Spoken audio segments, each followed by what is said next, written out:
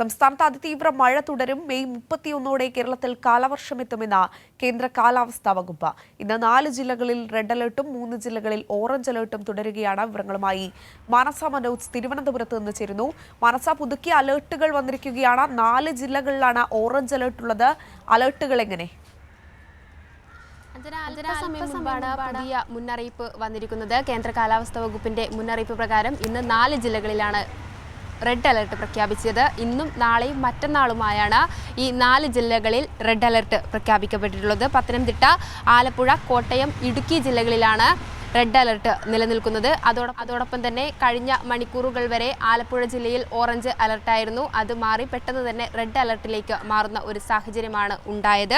ഒപ്പം തന്നെ 3 ജില്ലകളിൽ ഓറഞ്ച് അലർട്ടുമുണ്ട്. തിരുവനന്തപുരം, കൊല്ലം, എറണാകുളം ജില്ലകളിലാണ് ഓറഞ്ച് അലർട്ട് നിലനിൽക്കുന്നത്. അതിതീവ്ര മഴ തന്നെയായിരിക്കും ഉണ്ടാവുക എന്ന കണക്കുകൂട്ടലിലാണ് കേന്ദ്ര കാലാവസ്ഥാ വകുപ്പ് ഉള്ളത്. അതോടൊപ്പം തന്നെ ഈ കാലവർഷം മെയ് 31 എത്തുന്നതോടെ സംസ്ഥാനത്ത് കാലവർഷം എത്തുമ്പോൾ ശക്തമായ മഴ തന്നെയാണ് പ്രതീക്ഷിക്കപ്പെടുന്നത്. ഈ ചക്രവാത ചുഴിയും അതോടൊപ്പം തന്നെ ന്യൂനമർദ്ദവും നിലനിൽക്കുന്ന ഒരു സാഹചര്യമുണ്ട്. അതിന്റെ പശ്ചാത്തലത്തിലാണ് മെയ് 31 കാലവർഷം എത്തുന്നത് എന്ന മുന്നറിയിപ്പും ഉണ്ട്. അതോടൊപ്പം തന്നെയാണ് ഈ നിലവിൽ മെയ് 23 വരെയുള്ള മുന്നറിയിപ്പാണ് ഇപ്പോൾ കേന്ദ്ര കാലാവസ്ഥാ വകുപ്പ് മുന്നോട്ട് വെച്ചിട്ടുള്ളത്. ഈ മെയ് 22 10 ജില്ലകളിൽ ഓറഞ്ച് അലർട്ടുണ്ട്. അതോടൊപ്പം തന്നെ മെയ് 23 5 ജില്ലകളിൽ ഓറഞ്ച് അലർട്ടുണ്ട്.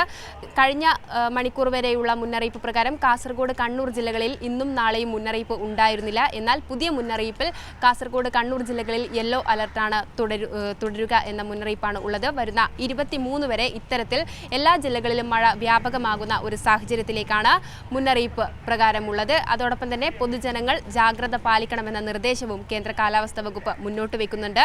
മലയോര മേഖല, തീരദേശ മേഖല, അതോടൊപ്പം തന്നെ താഴ്ന്ന ഭാഗങ്ങളിൽ താമസിക്കുന്നവർ അതീവ ജാഗ്രത തന്നെ പുലർത്തണം.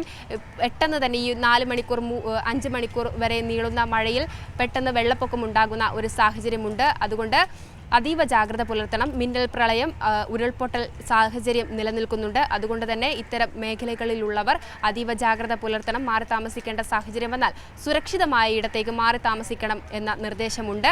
ഒപ്പം തന്നെ തീരപ്രദേശത്തുള്ളവർക്ക് കടലാക്രമണ സാധ്യത, ഈ കള്ളക്കടൽ പ്രതിഭാസത്തിന്റെ ഭാഗമായി കടലാക്രമണം, ഒപ്പം ഉയർന്ന തിരമാല ജാഗ്രത നിർദ്ദേശമുണ്ട്. തീരദേശത്തുള്ളവർ ജാഗ്രത പാലിക്കേണ്ട സാഹചര്യത്തിലേക്കാണ് കാര്യങ്ങൾ പോകുന്നത്. ഒപ്പം മത്സ്യബന്ധനത്തിനും വിലക്കേർപ്പെടുത്തിയിട്ടുണ്ട്. അഞ്ജന.